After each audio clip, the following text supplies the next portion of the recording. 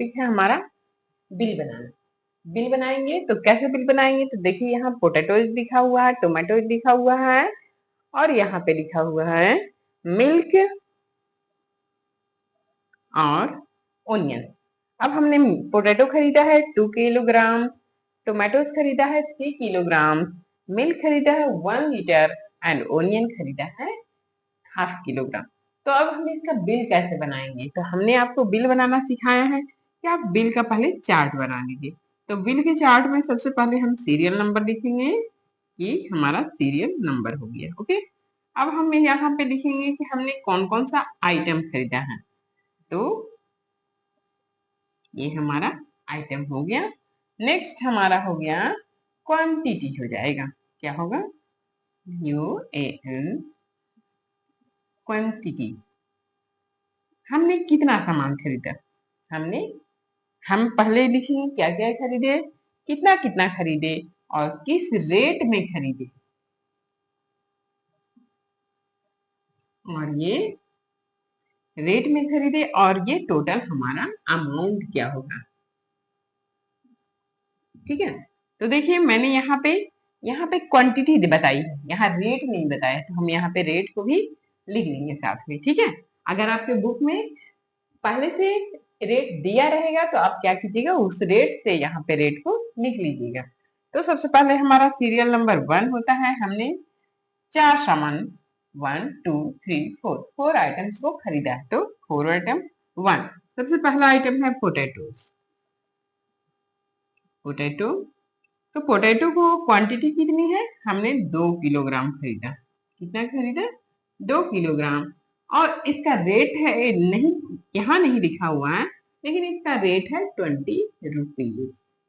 20 rupees, okay, 20 rupees per kilogram. 20 rupees per kilogram का मतलब होता है कि यहाँ पे 2 किलोग्राम है, तो 1 किलोग्राम का वैल्यू है 20 रुपीज। तो 2 किलोग्राम का क्या करेंगे, तो दोनों को मल्टीप्लाई कर देंगे और यहाँ पे हम अमाउंट्स में लिखेंगे। फिर हमारा अमाउंट क्या होगा कि 1 किलोग्राम का 20 रुपीज है, तो 2 किलोग्राम का हो जाएगा 40 रुपीज। क्या होगा, 40 रुपीज। ओके, अब यहाँ हम दूसरा आइटम खरीद रहे हैं और दूसरा आइटम है टोमेटो। टोमेटो हमने 3 किलोग्राम खरीदा है। कितना खरीदा, 3 किलोग्राम, और इसे हम 15 रुपये पर केजी खरीदे हैं। कितना खरीदे, 15 रुपीज पर केजी। तो आप बताइए 15 रुपीज पर केजी यानी कि 1 केजी का दाम 15 रुपीज है, तो 3 केजी का दाम 15 में 3 से मल्टीप्लाई करेंगे तो क्या होगा, अगर आपको 15 का टेबल आता है तो 15 1 जा 15, 15 2 जा 30, 50 15 3 जा 45 हो जाएगा। और अगर टेबल नहीं आता है तो हम 15 को 3 बार प्लस कर लेंगे। अब देखिए हम तीसरा आइटम को नाम लिख रहे हैं, वो है मिल्क। क्या है, मिल्क। मिल्क हमारा 1 लीटर खरीदे हैं। जो लिक्विड फॉर्म के चीज होते हैं, जिसे हम हाथ में पकड़ नहीं सकते हैं, जो तरल पदार्थ होते हैं, गीले चीज आइटम, उसे हम लिक्विड बोलते हैं। तो जो लिक्विड रहते हैं उसे हम लीटर में खरीदते हैं। ठीक है, उसका जो मेजर किया जाता है वो लीटर में होता है। तो मिल्क 1 लीटर हमने 50 रुपीज में खरीदा है। और देखिए यहाँ पे भी ये 1 लीटर है और 1 लीटर का प्राइस भी दिया हुआ है 50 रुपीज। तो हम यहाँ पे पूरा अमाउंट 50 रुपीज डाल दिए। ओके, अब यहाँ फोर्थ आइटम है। फोर्थ आइटम क्या है आपका, ओनियन। ओनियन जो कि हमने सिर्फ हाफ लीटर खरीदा, हाफ किलोग्राम खरीदा। और इसका जो प्राइस है वह है 20 रुपीज पर केजी। अब देखिए यहाँ पे बच्चे कंफ्यूज करते हैं, ये हाफ किलोग्राम है और ये 1 किलोग्राम ओनियन का दाम बताया हुआ है। यहाँ पे कितने हैं, 1 किलोग्राम पर किलोग्राम रहेगा, तो पर किलोग्राम का मतलब होता है कि 1 किलोग्राम की का 20 रुपीज में खरीदेंगे। 1 किलोग्राम 20 रुपीज में खरीदेंगे और हाफ किलोग्राम तो 20 का हाफ कर देंगे, तो 20 का हाफ क्या होगा, तो 20 में 2 से डिवाइड कर दीजिए तो 10 हो जाता है। हमारा कितना हो गया, 10 रुपीज पर। अब हम क्या करेंगे, अब हम यहाँ पे जो हमारा अमाउंट आया है इसे हम जोड़ लेंगे।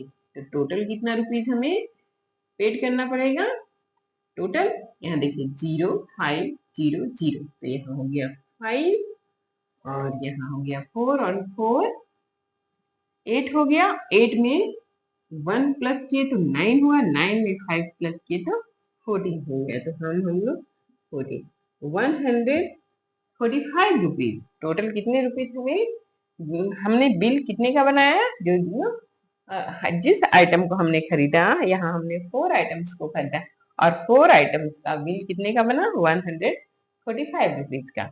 इस प्रकार आप क्लियरली अच्छे से serial number, item, quantity, rate, amount, इनका अच्छे से कॉलम बनाकर उनका क्या कीजिएगा? उनका बिल बनाइएगा। ओके, चलिए अब ठीक है। इस प्रकार अब देखिए हम दूसरा टॉपिक आज देखते हैं।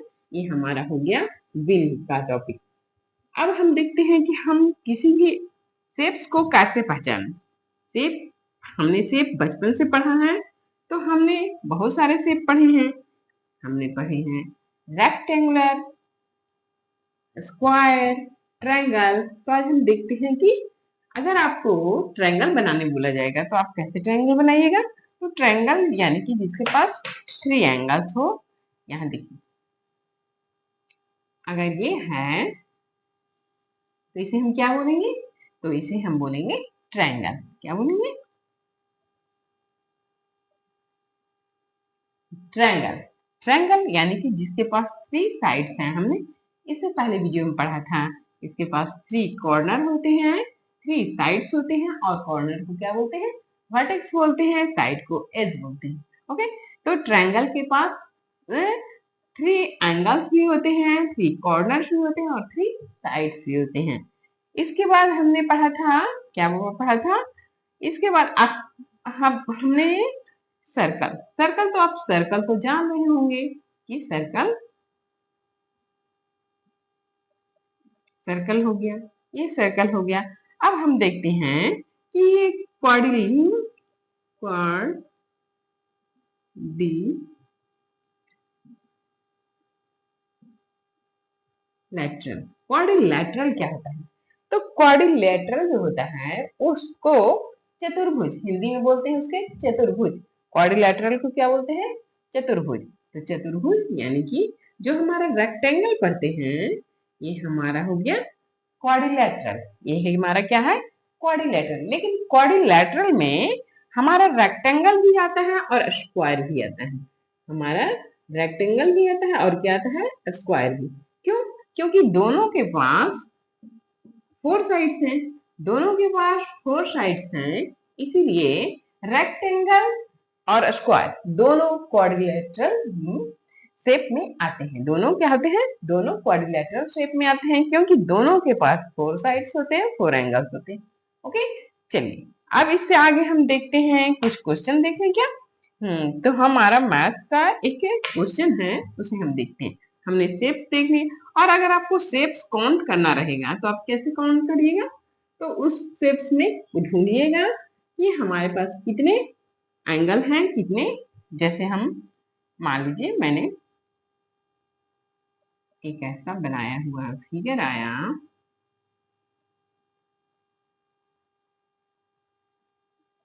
ठीक है, और इसमें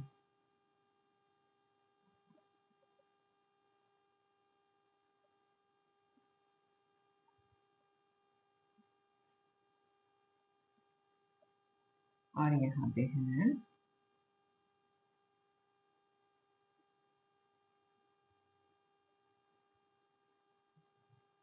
चलिए, अब यहाँ पे मैंने जैसे भी थे एक पिक्चर बना दिया। अब इसमें आपको चूज करना रहेगा कि कितने ट्रायंगल हैं, कितने सर्कल हैं और कितने क्वाड्रिलेटरल शेप्स हैं। तो आप क्या कीजिएगा कि आप इन सबको यहाँ पे देखिए, ये है ट्रायंगल। तो 1 2 3 4 5 6 7, यहाँ पे हमारे पास 7 क्या है? ट्रायंगल है।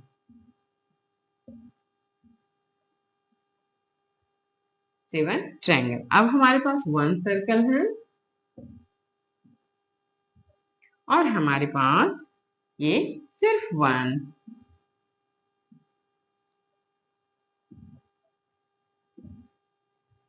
क्वाड्रिलेटरल शेप्स है। हमारे पास 1 है। अब देखिए काउंट कीजिए, 1 2 3 4 5 6 7, ठीक है। अगर आप फिर से एक बार चेक करिए कहीं और पे कोई शेप है क्या, तो नहीं है। ठीक है, तो इस प्रकार आप अच्छे से उसको देख के अच्छे से उसको काउंट कीजिएगा। अब नेक्स्ट देखिए, हमने मनी के कुछ पैसे, अब यहाँ पे देखिए मनी के कुछ क्वेश्चन हैं।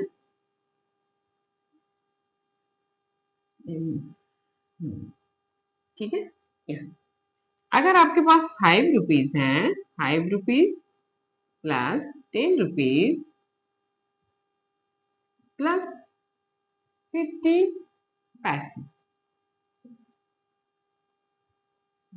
तो आप कैसे कीजिएगा इसे? अगर जोड़ना रहेगा तो आप क्या कीजिएगा, इस रुपीज रुपीज को एक साथ जोड़िएगा, और पैसा अगर और पैसा रहे तो पैसा पैसा को जोड़ेंगे, रुपीज रुपीज को जोड़ेंगे।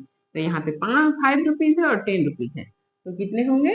यहाँ रुपीज हो गए 50 और हमारे 15 रुपीज, और हो गए पैसे कितने हो गए? 50 पैसे। पैसे, ठीक है। तो जब रुपीज के क्वेश्चन इस प्रकार आए तो आप क्या कीजिएगा कि रुपीज रुपीज को जोड़िएगा और पैसे पैसे को जोड़िएगा। एक और क्वेश्चन अगर ऐसा आता है, मान लीजिए क्वेश्चन है यूज टू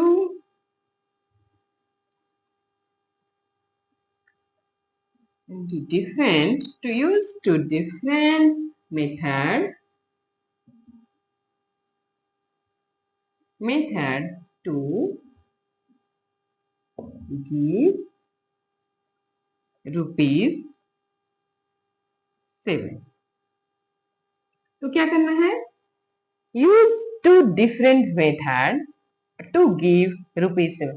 7 रुपीज देने के लिए आप क्या दो तरीके से उसको यूज कर सकते हैं, मतलब कि आप कौन कौन से ऐसे रुपीज को जोड़ेंगे जो एक बार, जैसे हम यहाँ पे पहले 5 रुपीज जोड़ दिए, ठीक है, 5 रुपीज जोड़ दिए, फिर यहाँ हमारा 5 है, और अगर हम इसमें ₹2 किए तो ये हमारा क्या हो गया? ₹7 हो गया, ये हो गया।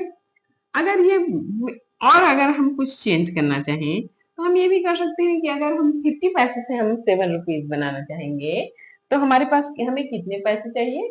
तो 150 पैसा, यानी दो 50 पैसे मिलेंगे तो 100 पैसे होंगे। तो 2 सिक्के कॉइन मिलके 100 रुपीज हो, 100 पैसे होंगे, यानी कि ये 1 रुपीज होंगे।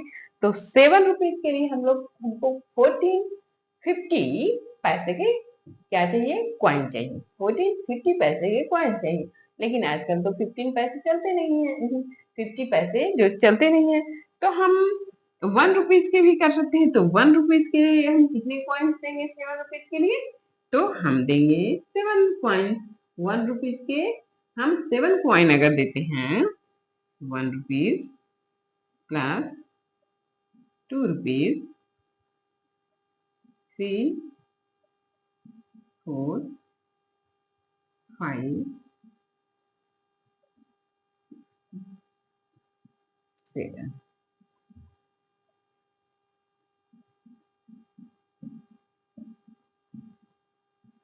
1 2 3 4 5 6 7 8। तो अगर हम 1 रुपीज के सिक्के देते हैं 7 रुपीज के लिए, तो हम कितने सिक्के का यूज करेंगे? कॉइन्स के कितने? 7 कॉइन्स के। इसी प्रकार हम 2 के भी कर सकते हैं, तो 2 को करेंगे 6 रुपीज के 2 कॉइन्स मिलेंगे, 2 के 3 कॉइन्स, और 1 रुपीज का 1 कॉइन।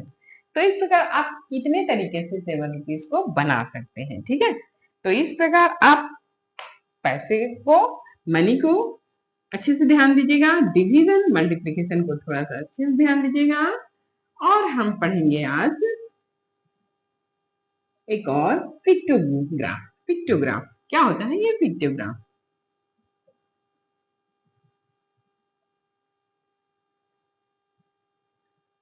पिक्टोग्राफ तो मैंने आपको बताया था, आपके घर में सब्जियां बहुत सारी रहती होगी, बहुत सारे आपके मम्मी के फ्रिज में सब्जियां रखी रहती होगी, तो आप उन पे उनका पिक्टोग्राफ बना सकते हैं।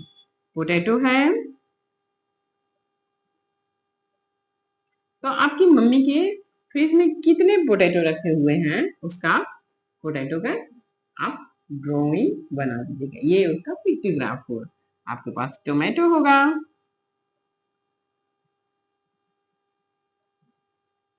तो टोमेटो कितने हैं?